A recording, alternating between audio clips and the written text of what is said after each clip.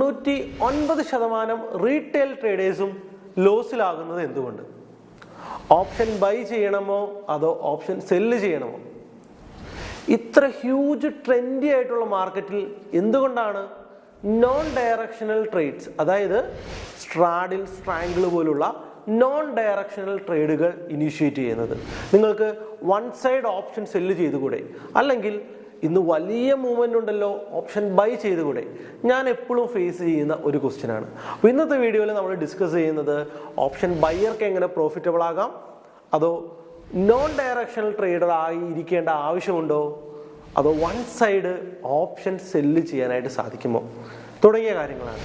So ഞാൻ Sunil, founder of ട്രേഡ്ടോക്സ്.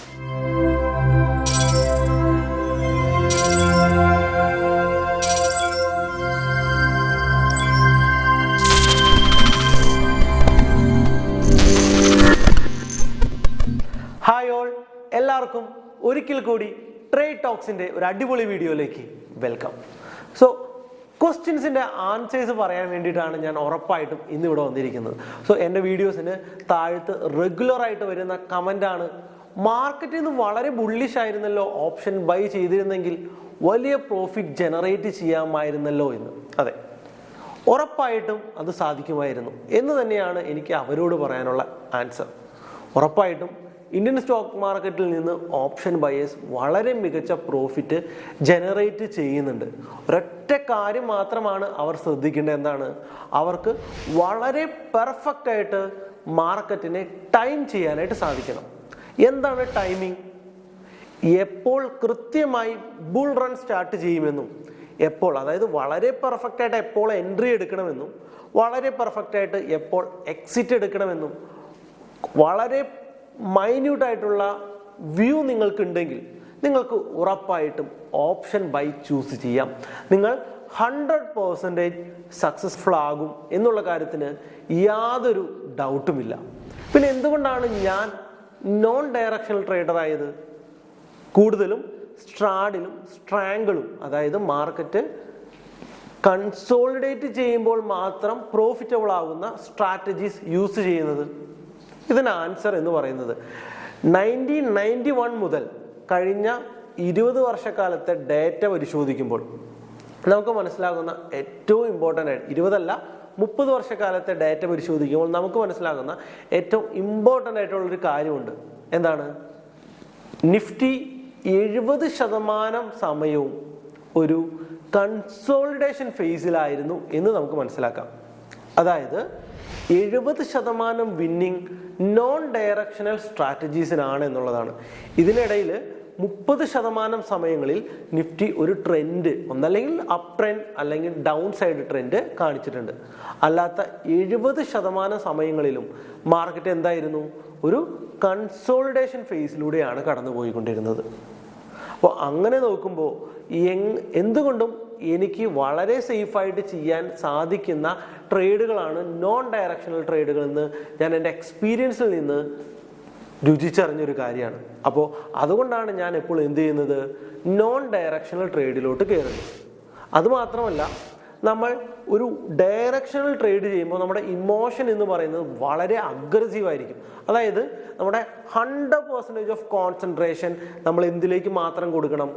ചാർട്ടിലേക്ക്, അതായത് ഡേറ്റയിലേക്ക് മാത്രം നമ്മൾ കൊടുക്കണം.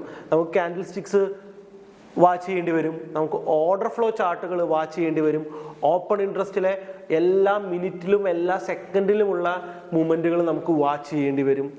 കൃത്യമായിട്ടുള്ള സപ്പോർട്ട്സ്, കൃത്യമായിട്ടുള്ള റെസിസ്റ്റൻസ്, അല്ലെങ്കിൽ നമ്മൾ ജനറേറ്റ് ചെയ്യുന്ന മറ്റ് ഇൻഡിക്കേറ്റേഴ്സ്, അല്ലെങ്കിൽ കൃത്യമായിട്ടുള്ള പ്രൈസ് ആക്ഷൻസ് എല്ലാം യൂസ് ചെയ്തുകൊണ്ട് മൾട്ടിപ്പിൾ സ്ക്രീനുകൾ വെച്ചുകൊണ്ട് ഒരു സ്കാൽപ്പിംഗ് മെൻറ്റാലിറ്റിയോടുകൂടി ഫുൾ പ്രഷറോടുകൂടി നമ്മൾ ട്രേഡ് ചെയ്യേണ്ടി വരും.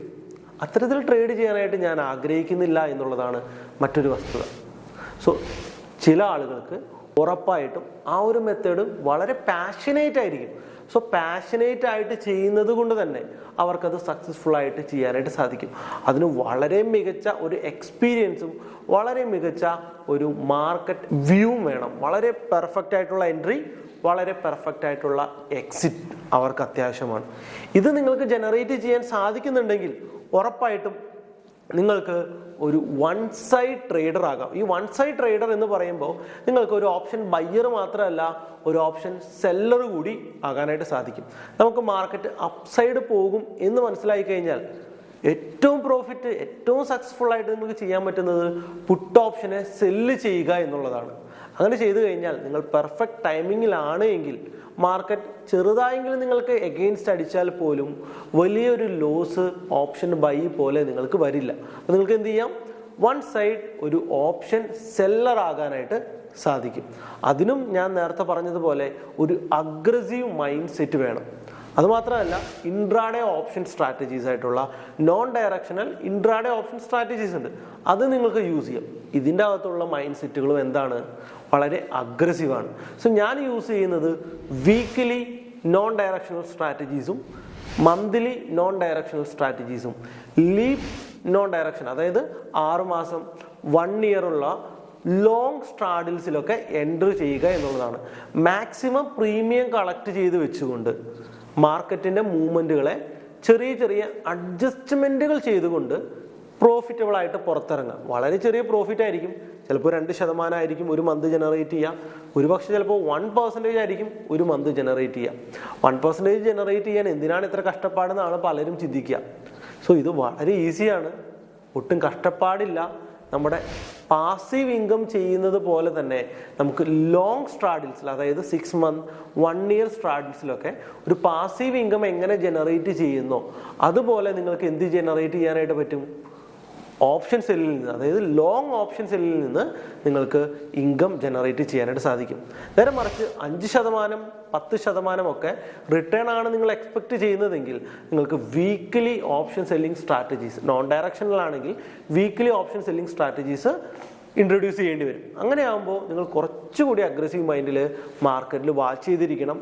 സോ ഇൻട്രാഡേ ട്രേഡേഴ്സ് ചെയ്യുന്നത് പോലെ ഒന്നും വേണ്ട, എന്നാലും ഒരു 100 പോയിന്റ് മൂവ്മെൻറ്റുകൾ, നിഫ്റ്റിയുടെ എല്ലാ 100 പോയിന്റ് മൂവ്മെൻറ്റുകളിലും നിങ്ങൾക്ക് എന്തെങ്കിലും എക്സ്ട്രാ സെല്ലോ അഡ്ജസ്റ്റ്മെൻറ്റ്സോ ഒക്കെ ചെയ്യാനുള്ള ഒരു മൈൻഡ് സെറ്റിൽ നിങ്ങൾ പ്രിപ്പയർ ആയിട്ട് ഇരിക്കേണ്ടി വരും. സോ ഇത്രയാണ് നോൺ ഡയറക്ഷണൽ സ്ട്രാറ്റജീസും ഡയറക്ഷണൽ സ്ട്രാറ്റജീസും തമ്മിലുള്ള വലിയൊരു വ്യത്യാസം. സോ ഉറപ്പായിട്ടും നിങ്ങൾക്ക് ഓപ്ഷൻ ബൈയിലും സക്സസ്ഫുൾ ആകാനായിട്ട് പറ്റും, ഡയറക്ഷണൽ സ്ട്രാറ്റജിയിലും സക്സസ്ഫുൾ ആകാനായിട്ട് പറ്റും. സോ ഏതൊരു സ്ട്രാറ്റജി നിങ്ങൾ ജനറേറ്റ് ചെയ്യുമ്പോഴും അതിന് കൃത്യമായിട്ടുള്ളൊരു എൻട്രി പോയിന്റ്, കൃത്യമായിട്ടുള്ള എക്സിറ്റ് കണ്ടീഷൻസ്, കൃത്യമായിട്ടുള്ള റിസ്ക് റിവാർഡ് റേഷ്യോ ഉറപ്പായിട്ടും മെയിൻറ്റെയിൻ ചെയ്യാനായിട്ട് നിങ്ങൾ ശ്രദ്ധിക്കാം. ദെൻ അതിൻ്റെ ബാക്ക് ടെസ്റ്റ് ചെയ്തിട്ടുള്ള ഡേറ്റയിൽ അറ്റ്ലീസ്റ്റ് 70% വിന്നിങ് റേഷ്യോ ഉണ്ടെങ്കിൽ നിങ്ങൾക്ക് ആ സ്ട്രാറ്റജി ലോങ് ടേമിൽ ഉറപ്പായിട്ടും വളരെ മികച്ച ഒരു പ്രോഫിറ്റ് തരും.